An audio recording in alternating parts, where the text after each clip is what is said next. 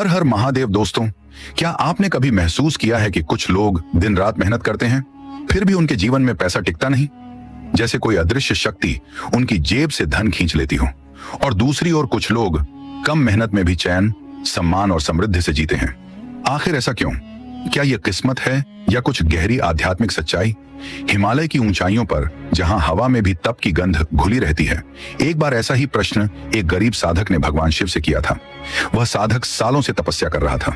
सर्दियों की रातें, बर्फ के बीच उसका शरीर कांपता, लेकिन उसका मन एक ही इच्छा में डूबा था। हे महादेव, मुझे भी धन दो, मुझे भी समृद्धि दो, मैं अब और दुख नहीं चाहता। उस रात चांद आधा था, आकाश में सितारे ठिठक से गए थे। साधक ने अपने भीतर से निकली आवाज को सुनते हुए कहा, प्रभु, मैंने धर्म किया, भक्ति की, तपस्या की, फिर भी मेरे जीवन में सिर्फ कमी है। क्या मैं किसी जन्म का पाप ढो रहा हूं? तभी अचानक आकाश में बिजली चमकी और मानो किसी ने बर्फ पर शंख बजा दिया हो। एक गूंजती हुई, गहरी, स्थिर आवाज पूरे घाटी में फैल गई, वत्स, गरीबी कोई सजा नहीं, चेतना की दशा है।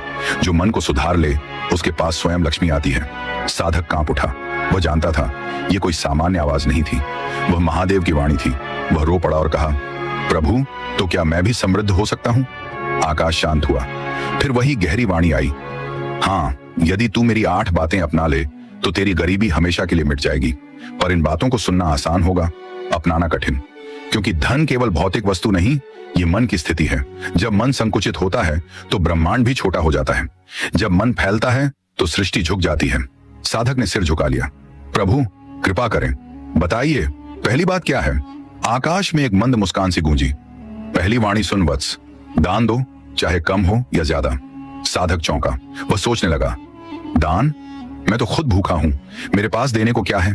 तभी शिव बोले, यही भूल है मनुष्य की। वह सोचता है कि दान केवल धन का होता है, परंतु दान ब्रह्मांड का पहला नियम है। जैसे धरती देती है, जैसे वृक्ष फल देता है, जैसे नदी बिना भेद के बहती है। देना जीवन की सांस है। जो केवल लेना चाहता है, उसका जीवन जड़ हो जाता है।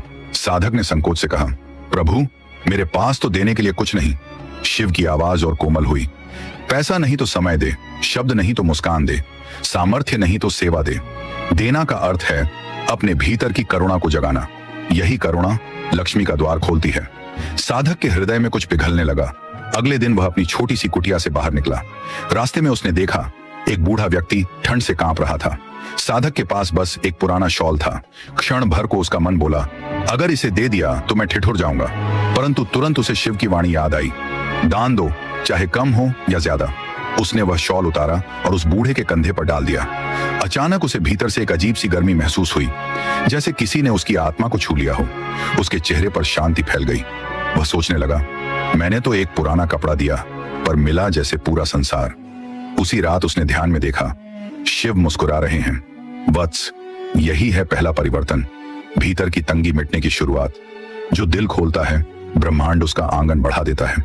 दिन बीतने लगे। साधक अब दूसरों की मदद करने में आनंद महसूस करता था।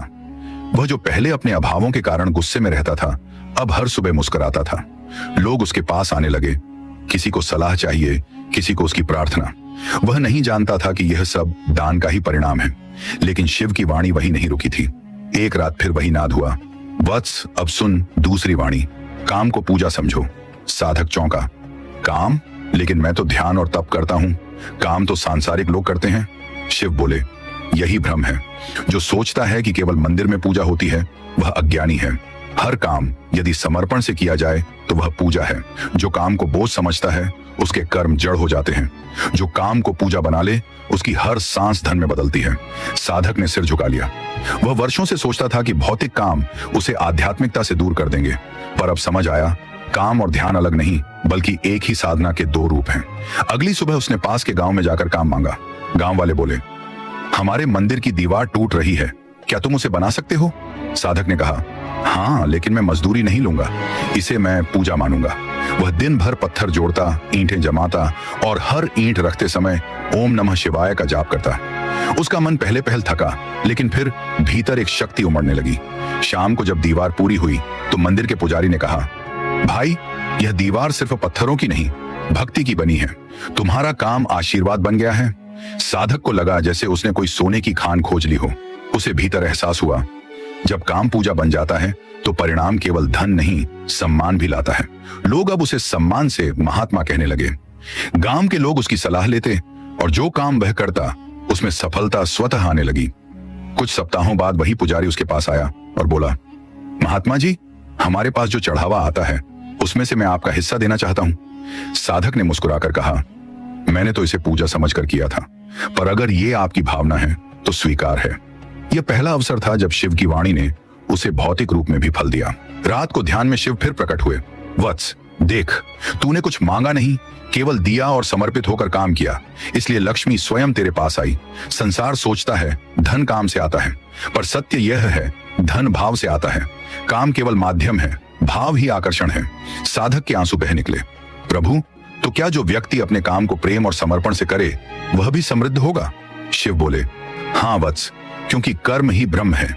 जो काम को पूजा बना देता है उसका हर दिन आरती बन जाता है। ऐसे व्यक्ति के घर में न केवल धन आता है बल्कि शांति, आनंद और स्वास्थ्य भी। धीरे धीरे साधक के भीतर बदलाव होने लगा। वह अब हर कार्य से पहले दीपक जलाता और कहता, यह काम मेरे अहंकार से नहीं, मेरी भक्ति से होगा। उसका जीवन प्रकाश से भर गया। जो कभी तंगी और दुख का प्रतीक था अब लोगों के लिए प्रेरणा बन गया। गांव के लोग अक्सर कहते, वो आदमी कुछ बेचता नहीं, लेकिन उससे जो मिलता है वो अमूल्य है। उसके हाथ में जादू है। साधक जानता था ये जादू नहीं, शिव वाणी का प्रभाव है। एक दिन उसने अपने भीतर कहा, पहले मैं सोचता था कि गरीबी केवल पैसे की कमी है, अब समझा गरीबी सोच की कमी है। जब सोच देने और सेवा में बदल जाती है तो ब्रह्मांड भी सेवा में लग जाता है। वह हर सुबह गांव के बच्चों को मंत्र सिखाता, बुजुर्गों की सेवा करता और जो भी करता उसी आनंद में रहता।